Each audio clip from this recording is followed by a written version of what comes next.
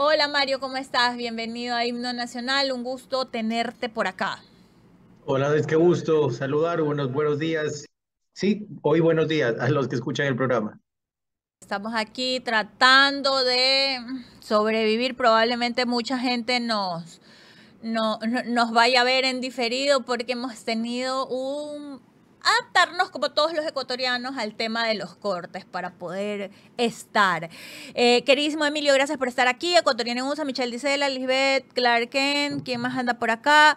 Sir 4x1 y hay algunas otras personas que ya se están conectando. Saludos al doctor Mario, te mandan saludos por ahí, queridísimo Mario. Emilio, Mario, directo a la vena. A ver, justo compartí hace unos días un tweet que vi que habías puesto y un videito que había sacado en el que mencionaba ciertas acciones que se podían tomar ya entendiendo que esta crisis energética, Mario, más allá de los problemas de los cortes de energía, es, yo digo, la punta del iceberg, porque abajo de esos cortes de energía vienen quiebras, viene una crisis económica brutal, viene desempleo, viene paralización de servicios que nos afectan de otra manera, salud, educación, o sea, es una crisis bien grave. Eh, y tú mencionabas algunas acciones. He visto que no solo tú lo has hecho, ya varios actores políticos de la sociedad civil han salido a Lo bueno decir se copia, lo bueno se copia. qué espera el gobierno para más allá de las decisiones que están tomando en torno al tema energético, poder apalear el golpe que se nos está viniendo económico. Y Mario, empiezo con esto porque el presidente en la entrevista del domingo dijo unas cifras de que las cosas económicamente están bien, que hay ciertos sectores que están creciendo, que el tema del desempleo no está como lo estamos viendo. Entonces, yo pregunto, y dos preguntas en torno a ese tema. Primero, tú que fuiste parte de un gobierno, porque estuviste en el gobierno de Guillermo Lazo como viceministro de gobierno, si no me equivoco. Sí, en la última Ya, parte. si tú fuiste parte ya de un gobierno y entiendes la dinámica, ¿qué cifras son las que ve un presidente? O sea, ¿de qué depende? Me encantaría entender eso. ¿De qué depende que un presidente salga a hablarle a los ecuatorianos con unos datos que se los dan, porque el presidente no los busca, pero ¿qué cifras son las que ven que difieren de la realidad de la calle, por un lado, y qué tendría que hacer este gobierno para que la crisis energética no se vuelva una crisis ya mucho más profunda, incluso en el tema de delincuencia común, porque va acompañado del desempleo y toda esta crisis económica? De acuerdo, Annalisa. A ver, déjame ir en orden porque hay tres puntos importantísimos que has tocado. El primero, desde lo concreto, como me gusta hacer. El planteamiento fue desde lo público, que es lo más rápido que se puede realizar, y la mayoría desde decreto ejecutivo, inclusive, o resoluciones de las entidades públicas. Unos pocos temas podrían ir a la Asamblea a través de una ley realmente económica urgente, que podría plantearse y aprobarse en poquísimo tiempo. Cobros altos y de todos los meses que están afectando la economía, sobre todo los pequeños negocios. Y aquí déjame darte un par de cifras que son importantísimas para entender el por qué esto es clave, aunque las macro cifras, que se digan el punto 3, a veces no lo reflejen tan rápido. Y es que en el Ecuador más del 70% de los puestos de trabajo los generan las micro y las pequeñas empresas. Es donde no hay mucha maquinaria, donde no hay mucha industrialización. Entonces, es muy intensivo de mano de obra desde un lugar que vende almuerzos, el que te hace el pan en la mañana, el que da un servicio de turismo específico, es muy intensivo en mano de obra. Por eso más del 70% del trabajo en el Ecuador, y estas son cifras oficiales, los dan los micro y pequeños negocios. Y esos micro y pequeños negocios no tienen el ahorro ni el brazo financiero para aguantar 3 o 4 meses de ventas de menos de la mitad. No aguantan sencillamente. Entonces, si no se les da algo de apoyo, de flujo económico sobre todo, es o a una persona sin trabajo, porque la primera es despedir a alguien para reducir costos, o negocios que lastimosamente ya pasan. En Guayaquil uno lo siente, manejas por el centro o por Urdesa, el otro día manejaba, hay un montón de locales cerrados. Se alquila, se vende, se alquila, se vende, y eso va a seguir pasando, porque si no tengo plata para mañana pagar el IES, o para pagar el SRI, o para pagar alguna de las obligaciones inmediatas que tengo dos opciones. O me sigo endeudando, muchas veces hasta en el chulco, que alimenta el narcotráfico y el lavado, o quiebro y cierro. Algunos están decidiendo cerrar, otros votar gente, otros se siguen deudando. Entonces, primera respuesta rápida, desde lo público, que es lo que más, con mayor agilidad se puede tomar como decisión desde el Ejecutivo, desde el presidente, si se quiere. SRI, IES, Banecuador, CFN, donde aplique, dar facilidades de pago. Ojo, creo que los que me conocen saben que populista no soy y no voy a mentir ni me contra la ley. No es que no se cobre el capital, por si acaso, es que se dé facilidades para pago y para refinanciar, porque si no, ¿qué va a pasar? Caes en deuda y si caes en deuda te abren una coactiva y entonces con la coactiva te congelan las cuentas y entonces no tienes para pagar nada, ni al proveedor, ni al SRI, ni al IES, ni al empleado, ni a nadie y queda estancada la economía. Lo peor de todo es que quizás si tenemos suerte y no nos han vuelto a mentir, para diciembre se supone que tenemos luz, ¿no? Eso si es que no nos están mintiendo. Suponiendo que eso sucede, 2 meses y medio de negocios con ventas en casi nada, porque hoy tenemos 3 horas de luz en horario laboral, hay que entender la magnitud de eso. El negocio que ya cerró o el trabajo que ya se perdió no se recupera pues en diciembre. El efecto no es de, ya volvió la luz, ya todo vuelve a la normalidad. Esos empleos perdidos, esa deuda adquirida, ese compromiso con el chulquero que puede volverse violento, ya está complicado. Entonces, la propuesta concreta, SRI e IES, que son los que más flujo quitan mensualmente a los emprendedores, y otros estamentos públicos que, ojo, también pueden tener medidas al menos de pausa. Una de las cosas que yo creo que debería ser ilegal, creo que es inconstitucional y lo vamos a trabajar en la Asamblea, es cortarle el agua a la gente por deber un par de días. Es una barbaridad, pero en la circunstancia actual escuchaba gente cerca de mi casa que le estaban cortando el agua porque debían creo que $45, que además le salió carísimo a la cuenta de agua. Es una barbaridad quitar un derecho básico como el agua por una deuda de menos de 15 días, pero eso está pasando. Todo eso puede ser medidas que ayuden a sobrevivir tanto al ciudadano como al emprendedor que está arrancando su negocio estos meses. La banca, fíjate, poniendo el ejemplo, la banca privada ya habló de 90 días de nuevos plazos. No perdonan intereses, que sería interesante, pero al menos son 90 días donde no te asfixian y tienes tiempo para salir en algo, porque además en diciembre, para los que son emprendedores o tienen su negocio, saben, ya se les viene el 13º. ¿Cómo pagas un sueldo adicional cuando ni siquiera te alcanza para pagar la cuenta del mes de octubre todavía? Entonces, eso como paso uno, urgente que el gobierno podría tomarlo hoy.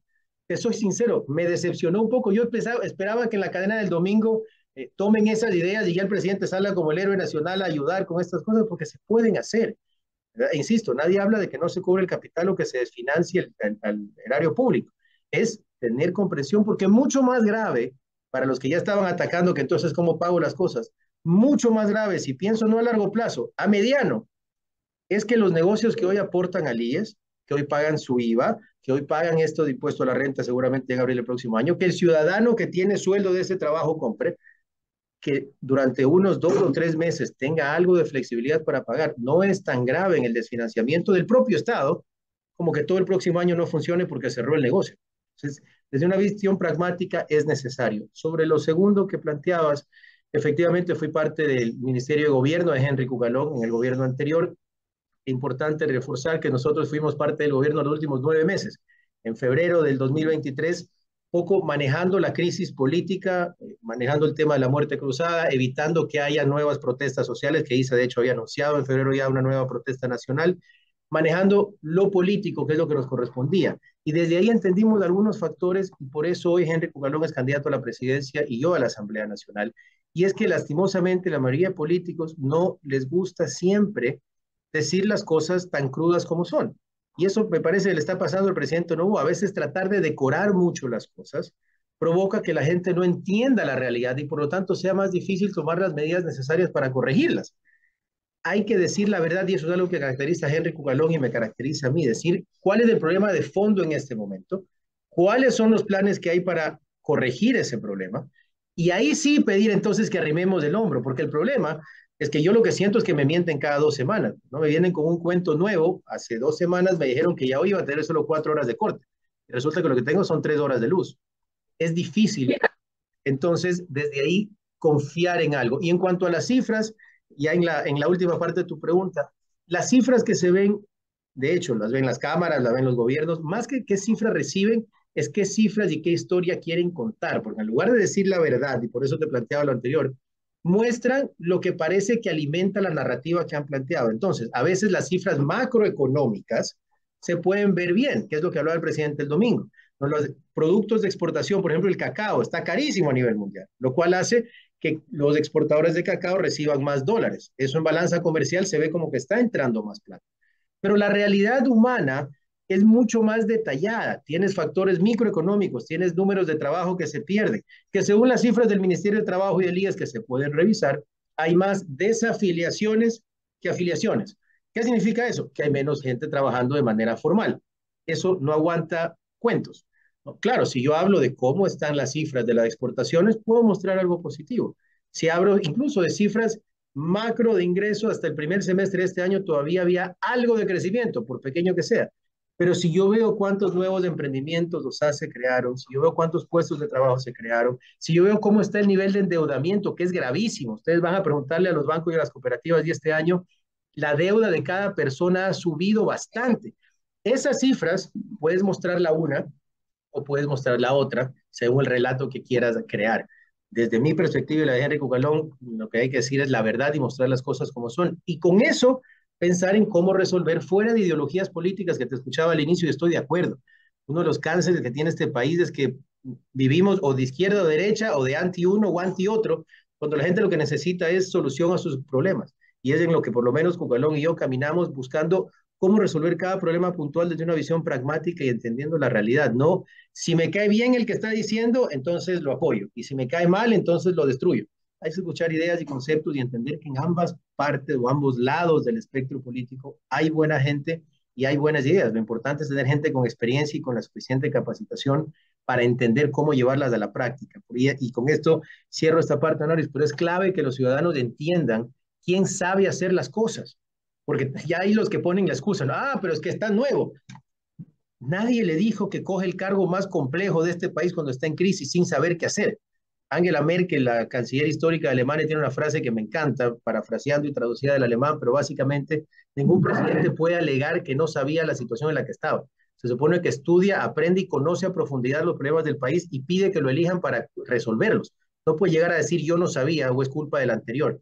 ¿O acaso alguno de nosotros, que si alguno tiene empresa, contrata a un gerente y le acepta que no haga bien las cosas porque el gerente anterior estaba mal? Pero tú nos acabas de decir que estás de acuerdo con que el tema de la polarización extrema política y esta ideologización de todo ha hecho que no podamos ser más pragmáticos y empezar a construir un rumbo como país, indistintamente de quién lo propone.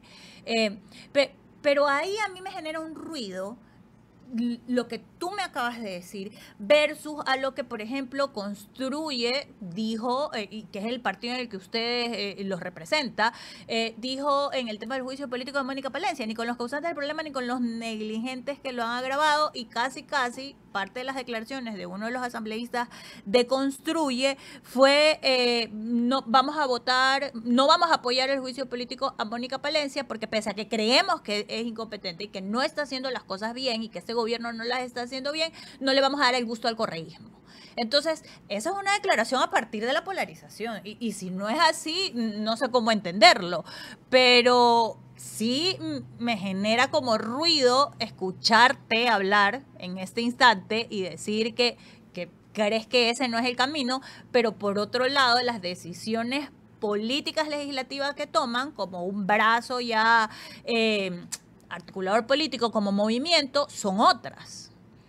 Mira, respecto de la declaración específica de la persona, te estoy diciendo, no sé a quién te refieres, pero cada individuo es responsable de su visión, de sus actos. Sí, sí, y ojo, no digo que no sea cierta, simplemente en declaraciones puntuales que cada uno responda por lo que le corresponde. Luego, como partido, en esa votación, efectivamente lo que se planteó, primero se dio paso al juicio. Peñafiel se llama el asambleísta. Ya, mira, las declaraciones específicas de Jorge respecto a no darle el gusto al correísmo, las respeto, no necesariamente las comparto porque efectivamente puede generar algún tipo de visión de choque solamente por ideologías políticas. En cuanto a la votación, si te das cuenta, de hecho el partido y fue criticado al comienzo, todo el mundo dijo, son aliados ahora del correísmo y del social cristiano porque se dio paso al juicio político. ¿Y por qué se dio paso? Porque en técnica legislativa, desde una visión pragmática, si es que en las convocatorias a la comisión el ministro de Estado no cumplió las expectativas, porque no presentó la información o porque no se presentó o porque se presentaba unos pocos minutos básicamente a pelear, el siguiente paso lógico en un proceso de fiscalización es avanzar a un juicio político. Primero se pide información por escrito, que son los pedidos de información, luego comparecencia, si no cumple, juicio político. Se dio paso al juicio político y al comienzo todo el mundo dijo, construye ahora que es correísta y está con lo social cristiano. ¿Por qué se dio paso al juicio? Porque se quería escuchar los argumentos de las partes que están enjuiciando. Construir no era proponer el juicio. En la propuesta del juicio se cambió por completo las motivaciones que llevaron al juicio. De hecho, se ignoró el tema de la embajada. Entonces, cuando se vio eso, se detectó que no había una continuidad dentro del proceso, sino que lo que había era una cacería de brujas de un lado al otro por temas políticos y se retiró el voto, efectivamente, porque no se quiere hacer juego ni al uno ni al otro.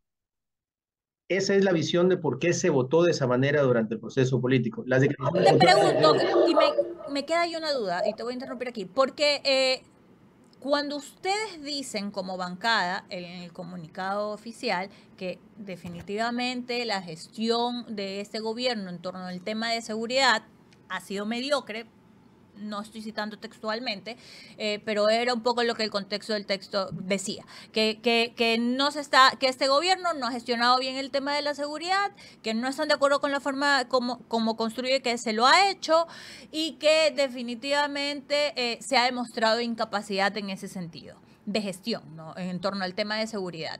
Entonces, si ustedes consideran que hay incapacidad de gestión, si tenían la posibilidad de sancionar políticamente a la ministra para de alguna manera hacerle un llamado de atención ya mucho más fuerte al gobierno. Entiendo dónde vas y ese fue justamente el motivo del llamado a juicio político. Pero ¿por qué no lo hicieron? Porque ahora seguimos teniendo la misma ministra y ellos y el gobierno está seguro, lo dijo el presidente el domingo, que van a seguir haciendo lo que están haciendo porque lo están haciendo bien. Mira, dentro de lo que se hace en un proceso de fiscalización, fueron los llamados de atención, fue el participar del juicio, fue llamarla a juicio para que sepa que hay una insatisfacción, pero dentro de los argumentos de juicio, cuando uno falla en derecho y no por politiquería, lo que se planteó desde los acusadores no cumple las expectativas en virtud de las pruebas de que justifique sacarla, porque una cosa es estar inconforme con una gestión.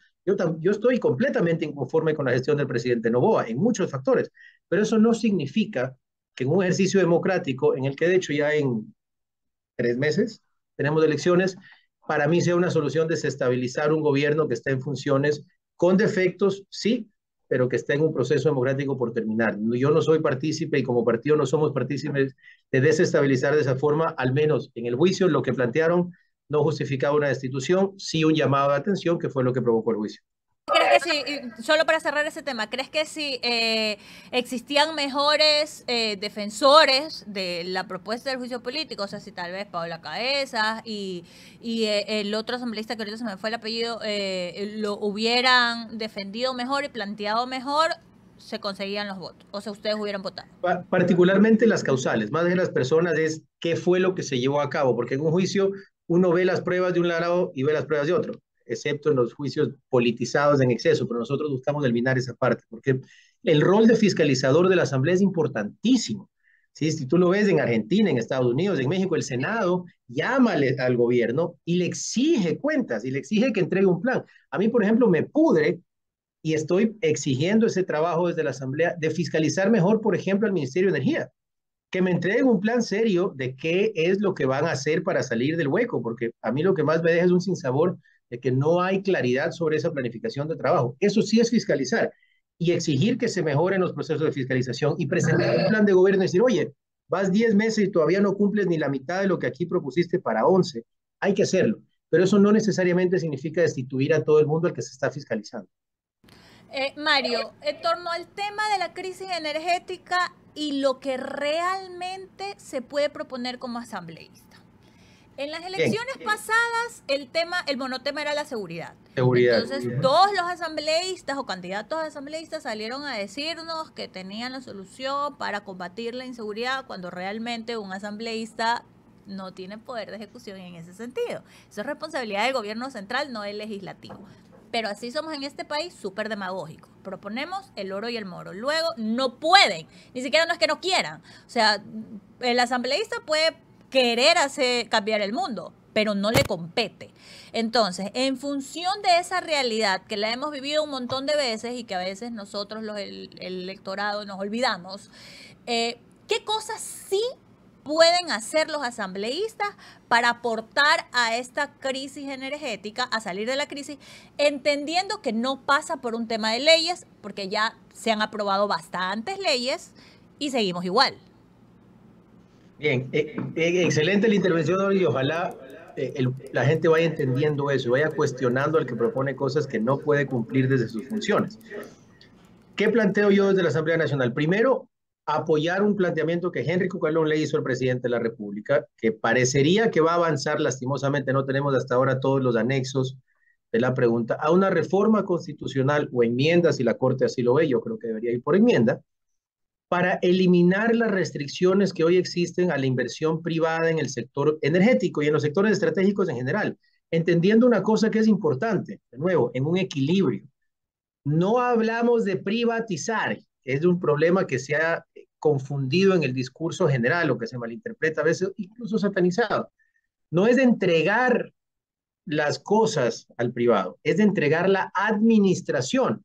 ¿Por qué? Porque en general se ha demostrado que el privado tiene mayor capacidad de gestión administrativa, mayor nivel de especialización y particularmente porque el Ecuador hoy no tiene suficiente plata para las necesidades energéticas que tenemos.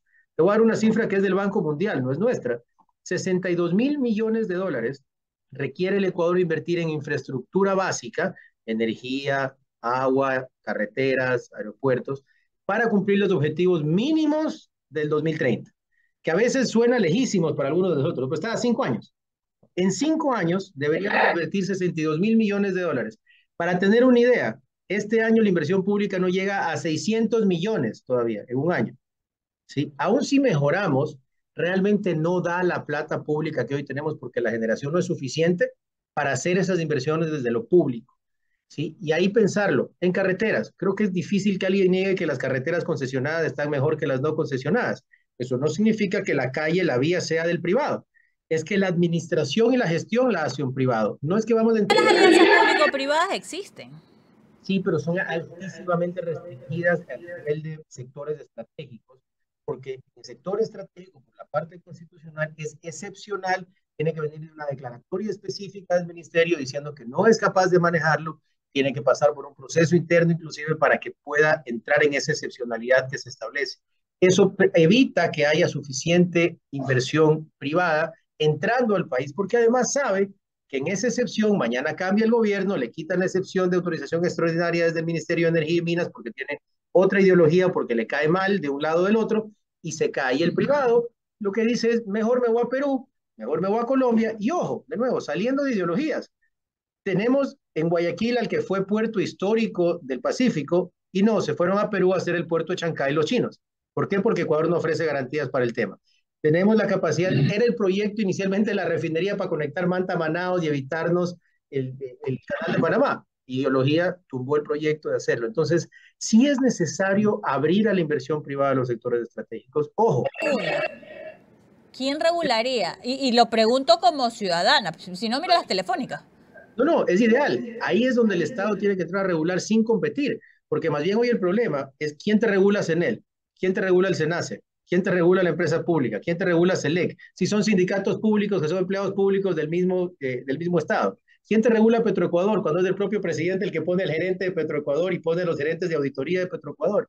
¿Quién te regula a las empresas de agua que también? Entonces, cuando llegas a entender que el Estado debe ser un Estado fuerte, un Estado regulador, pero que se dedique principalmente, y esto es lo que nosotros defendemos, el Estado debe dar seguridad, educación y salud.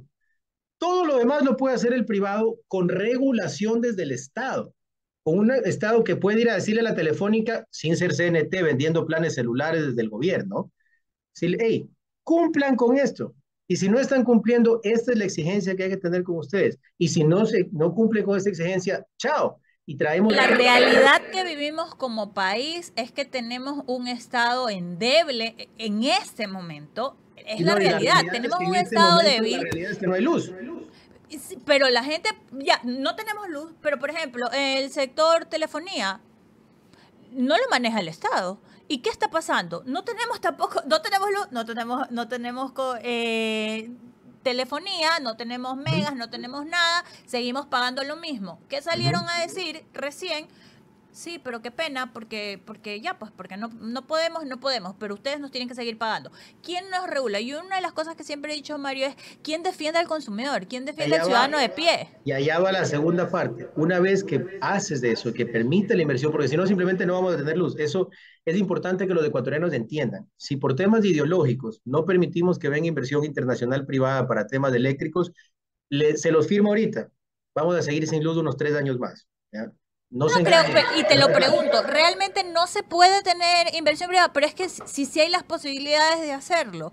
De hecho, la ley que se acaba de aprobar un poco también apunta a eso, a las posibilidades, pero Todos son tampoco puchitos, puchitos, ya viste la ley no más apagones. ¿Y por qué no? ¿Qué tiene de malo que venga inversión privada bien regulada con propiedad estatal? Dime, ¿qué tendría de ¿quién va a malo? regularlo? Lo mismo, ¿quién regula el Hablemos de la realidad que vivimos como país. No, pero es que parece que la alternativa es una panacea o un mundo donde todo se regula bonito porque el Estado lo administra. Y la realidad es que tenemos de las luz más caras, de la agua que no llega a la mayoría de sectores necesitados, el petróleo ha caído en producción durante varios años seguidos, no tenemos luz 14 horas al día.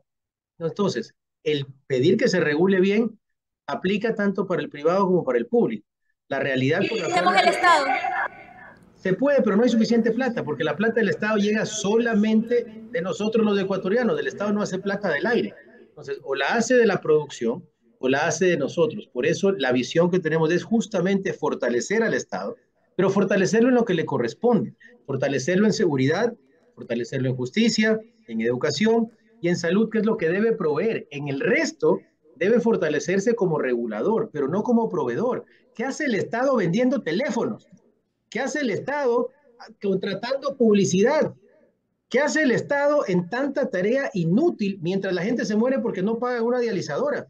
Mientras no hay niños estudiando este rato, pues no hay quien se enfoque adecuadamente y ponga plata, porque ojo, el Estado debe crecer. Y aquí me matarán algunos que me creen que soy de derecha pura, pero hay que contratar más policías. Hacen falta para cubrir el número mínimo de policías por cada 100,000 habitantes, y eso es plata. Hay que contratar más profesores, pero por supuesto que hay que contratar más profesores. Y hay que mejorar la calidad de esos docentes, que significa capacitación y mejores sueldos. Y hay que contratar más jueces. Los jueces constitucionales que se aprobaron en abril, hasta ahora no se los contrata porque no se suelta la plata para eso. Y hay que tener mucha mejor supervisión desde el Estado, más aún si vas al privado, para poder regular y exigir servicios. Pero la solución no es quedarnos en la limitación actual de un Estado que se hace cargo de todo. Ojo, no es de eliminar al Estado, es decirle, dedícate a estas cosas que tú debes proveer porque el privado la puede complicar, y estas otras sirve como un regulador de la economía, como alguien que... Sí. Mario, supongamos que se plantea esto desde la asamblea, llega, lo plantean, se generan las propuestas de ley, reformatorias o lo que sea que haya que hacer. Pero resulta que se necesitan muchos votos para que pase, porque más allá de la iniciativa, si no hay los votos, no pasa. Y si no llega a pasar, la realidad es cuál es la solución. Mira, primero, ese debate es parte de lo que hay que hacer como asambleístas, dejar de tener un debate solo político o entre las cabezas de los partidos y abrir el debate a la gente, el decirle a la gente qué es lo que está pasando, porque al final lo que sí aprendí bastante bien estando en lo público es que por más show que hagan los asambleístas, sí votan en virtud de lo que la gente está pensando. El problema es cuando la gente no le interesa o no dice absolutamente nada, pero si tú te das cuenta, recién pasó con el Código Orgánico de la Salud, se iba a debatir, la presidenta de la Asamblea lo puso en el orden del día y llegó tanto ataque al proyecto desde lo público que decidieron ni siquiera debatirlo. Entonces, lo que hay que lograr es un nivel de educación y de transmisión del mensaje a la gente, y ahí ustedes los medios tienen un rol importantísimo, para que la ciudadanía un poco lo que diga, que yo te lo digo ya como ciudadano, no como candidato, yo lo que quiero es que haya luz, me importa un carajo si es del Estado, si es del privado, si es mi abuelita, si es del vecino, si viene un gringo, un alemán, un chino o un marciano.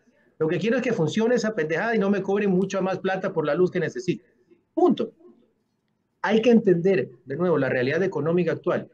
En un momento hubo la posibilidad de un Estado que invertía en todo porque teníamos un petróleo a $120. Hoy no tenemos esa realidad. El presupuesto general del Estado no le alcanza la plata para hacer las inversiones que necesitamos. Esa es una realidad numérica y la puede validar cualquier economista. No alcanza. Uno puede decir, sí, lo vamos a hacer. Dime de dónde vas a sacar la plata. ¿Vas a volver a subir impuestos? ¿Vas a dejar de pagar sueldos de profesores? ¿Vas a votar a los sindicatos? ¿De dónde vas a inventarte la plata para los proyectos que se requieren? Esa es la dura realidad. Por ahora, en el mundo, lo que se ha descubierto y funciona en Europa, en México, en Colombia, es inversión privada con bienes públicos. Insisto, nadie le va a entregar el campo petrolero con propiedad a un privado, pero sí la administración, porque funciona mejor y porque el Estado puede, insisto, dedicarse a exigir y a regular, en lugar de estar preocupado a quién pongo de gerente de Petroecuador, que es lo que nos pasa hoy. Imagínate, en lugar de Petroecuador como gran empresa, una empresa auditora nacional que esté auditando la eficiencia de gestión de los privados que proveen ese servicio. Como insisto, pasa en las carreteras concesionadas, quienes están en la sierra, siempre pongo el ejemplo, la carretera Quito-Ambato parece que uno va por Europa, y pagas $2 y vas feliz, pues no se te daña el carro. Bajas de Chimborazo, que no quiso concesionar, y parece que caes en un cráter inmenso, como cuando dejas por Guayas, cruzas a Manabí, bienvenido a Manabí, guay, un solo güey. Es una realidad objetiva que creo que nadie puede negar que una cosa funciona mejor que la otra sin dejar supervisión y regulación de lado.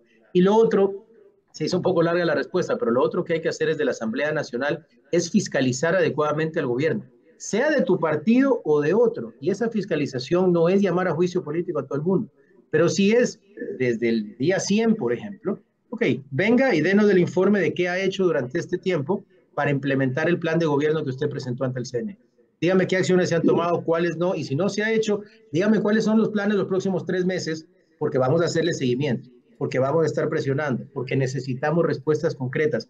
No esperar a que ya haya ruido para empezar a hacer, o elecciones, para empezar a perseguir al contrincante político, sino una verdadera fiscalización que, insisto, le diga, señor ministro de Energía o ministra de Energía, préstenos el plan de cómo va a resolver esto y de dónde va a venir esa plata y cómo está avanzando, porque si no, el rol del asambleísta, que no es solo hacer leyes o votar presidentes, sino representar al ciudadano y exigirle al poder público que responda ante el ciudadano. El asambleísta, lastimosamente, este país se ha prostituido por los malos cabecillas que tenemos de los partidos, pero el asambleísta o el parlamentario es el primer poder del Estado porque es el que realmente va a nombre del ciudadano a decirle al sector justicia, al presidente, oiga, cumpla lo que prometió.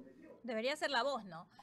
Mario, debería, porque O sea, la debería verdad es que vemos que adecuadamente. son las voces de los jefes, por ahí, de sus bancadas.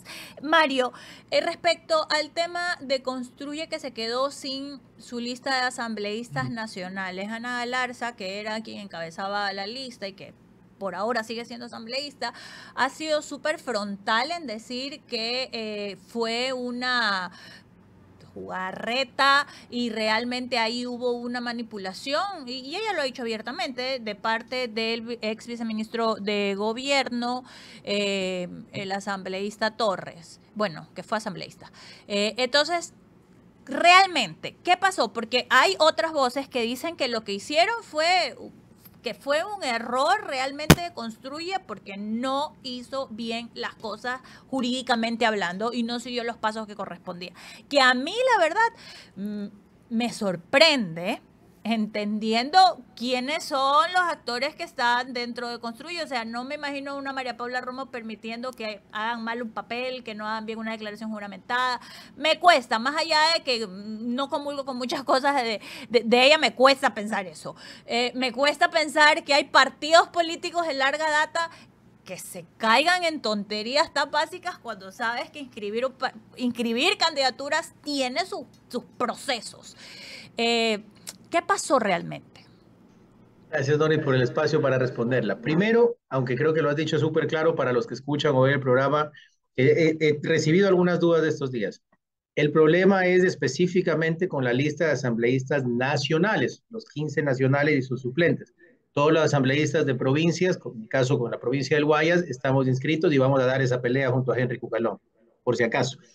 Después, respecto de los detalles específicos, no me tocó a mí ese manejo. Como ya estaba preocupado el registro en Guayas, te mentiría si te hablo mucho detalle, pero de lo que entiendo, en varios, le pasó a Pachacutic, le pasó a Avanza, sí. Democracia sí, o sea, como tú bien has dicho, no son pues partidos de alquiler. En el caso de Pachacuti es un partido histórico con una dirigencia bastante profesional.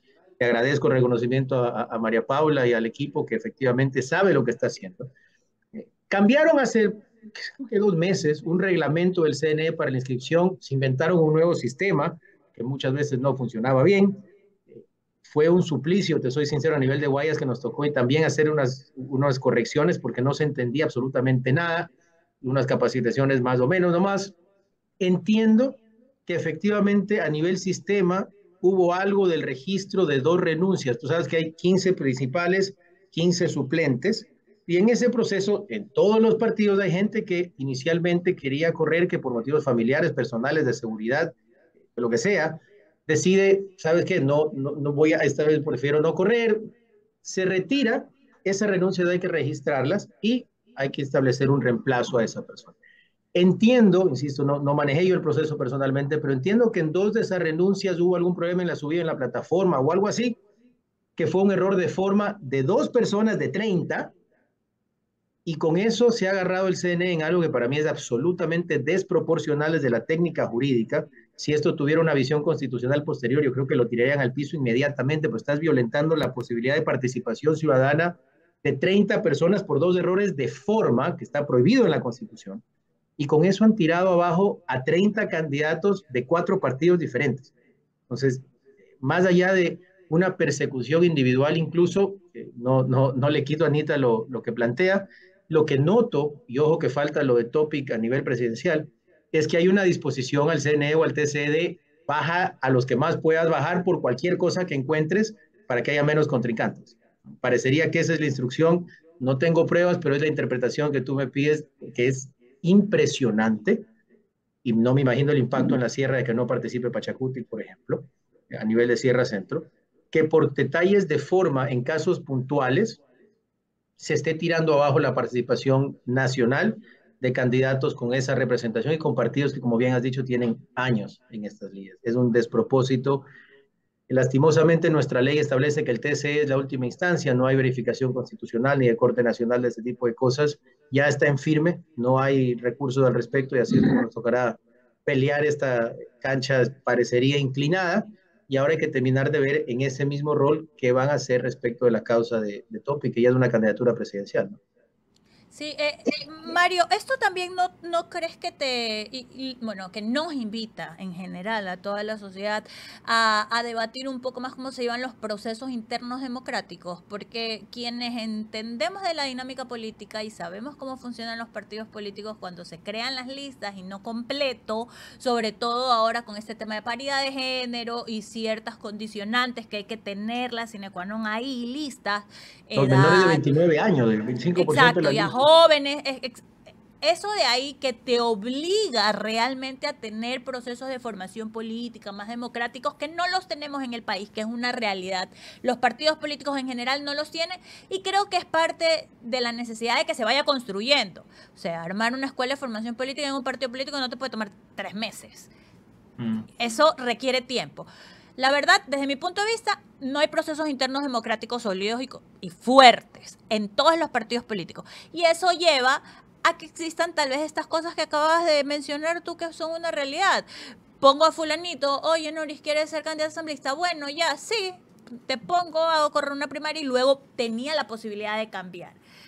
Más allá de que lo que ha pasado, que no son 30 asambleístas, son 120 ciudadanos que se quedaron sin la posibilidad de participar y ser elegidos en total de todos los partidos políticos, esto de aquí no nos invita también a reflexionar como actores políticos de la necesidad de tener procesos democráticos internos reales.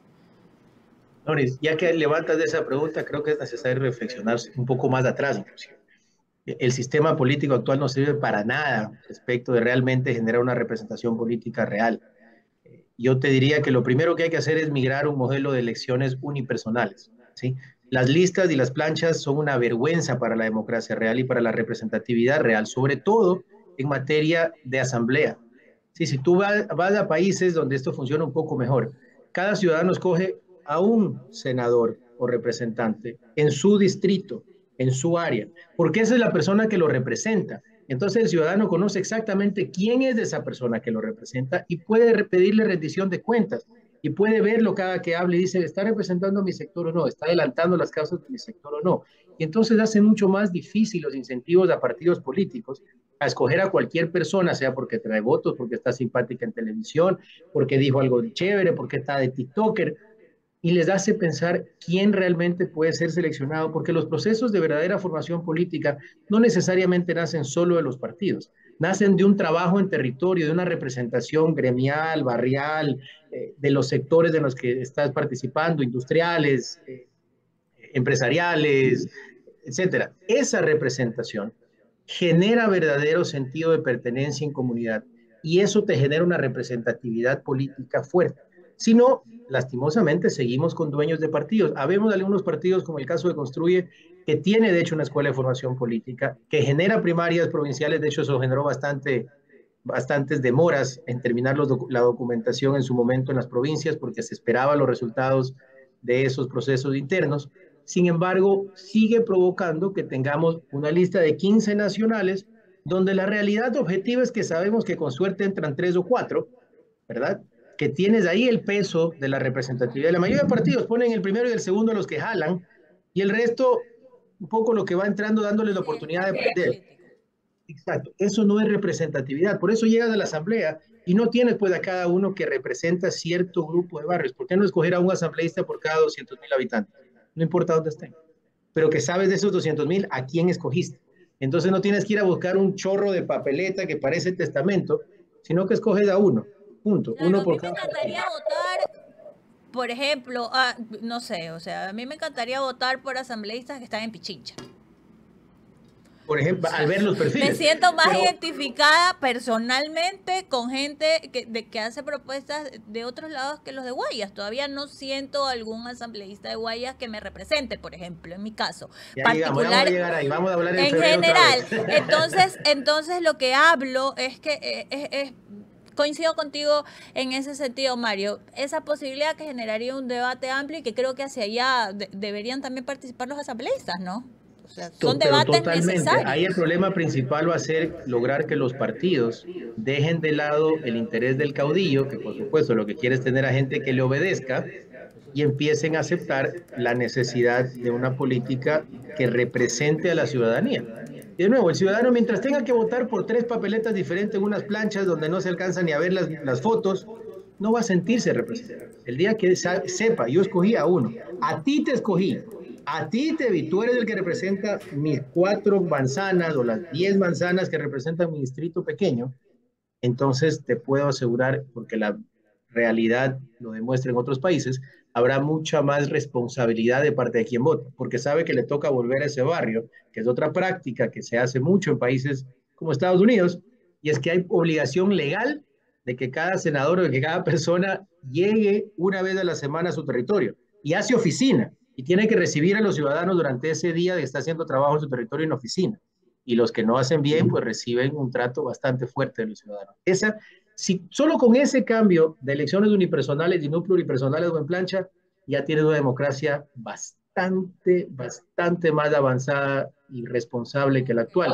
El problema es que a los líderes de partidos seguramente no les va a gustar que toda persona que entre a la asamblea tenga criterio propio y tenga que defender intereses ciudadanos en lugar de ser parte de un combo. Listo, Mario. Me ha encantado conversar contigo. Qué pena. De hecho, nos hemos llevado más tiempo del que deberíamos, pero eso es lo bueno de la Internet. Hay bastante que conversar. Se nos quedan algunos temas ahí en el aire. Ojalá podamos tenerte pronto por acá. También estamos por sacar otro programa donde ya es pregrabado de entrevistas, como en Más Tiempo, un podcast. Estás invitado cuando estés por acá en Guayaquil para poder grabarlo a ti y a Henry también, que le pido entrevista algunas veces y se me echó loco, pero bueno, ojalá y ahora que ya es candidato pueda. Ya voy a hablar con él ahora que está acá, Noni, siempre un gusto, y cuando quieras, siempre un gusto volver a conversar. Ojalá, si me permites como cierre, que el Sí, presidente y la asamblea escucha y entienda la necesidad más urgente que tiene este país. Nosotros hablaremos el próximo año de otros temas en la asamblea. Hoy hay que darle una respuesta urgente a través de entidades públicas, sobre todo a la grave crisis económica que si no se toman medidas puede ser catastrófica, aún más que la energética en los próximos meses para los ciudadanos. Nadie quiere llegar a una Navidad oscura sin trabajo o con el negocio quebrado por la falta de empatía desde un gobierno. Así es, gracias Mario. Cubi, candidato a asambleísta por Guayas de la lista de Construye. Ya, síganlo en las redes sociales para que vean cuáles son las propuestas que tienen. @Mario Cubi en todas. Gracias Mario, chao. Gracias, Bueno, Mario, un señores, gusto les siempre. agradezco a todos ustedes el tiempo que se han tomado de estar con nosotros.